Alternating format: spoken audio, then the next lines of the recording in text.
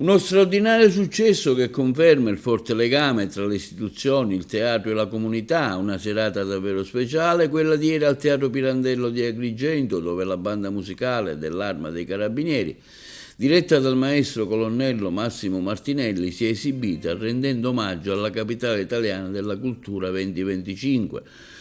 Numeroso il pubblico che per l'occasione ha riempito il teatro. La serata si è aperta con il suggestivo ingresso della banda musicale sulle note della vecchia marcia d'ordinanza, da cui un crescendo di altissimo livello. Nel foyer del teatro per l'occasione sono state allestite la mostra fotografica dal titolo Virgo Fidelis, l'Arma dei Carabinieri e il culto della Madonna nel territorio di Agrigento.